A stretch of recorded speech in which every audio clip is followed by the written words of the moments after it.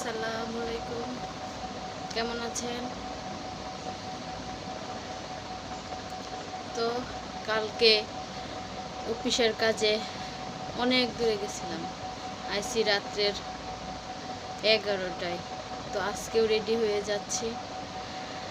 এত কষ্ট আর ভালো লাগে না, কবে যে দেশে যাব। তো জার্নি করতে এই গরমের দিনে ভালোই লাগে না, তা অনেক দূর আসতে সেই 1-1.5 ঘন্টার বেশি, 2 ঘন্টার কাছাকাছি লেগে যায়। আমি এই জার্নির জন্য ঈদে কষ্ট করে বাড়িতেও যাই না।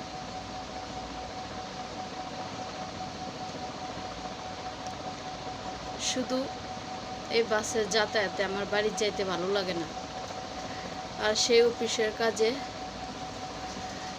একই কষ্ট করে অনেক দূর যাইতে হয়, কিচ্ছু করার নাই।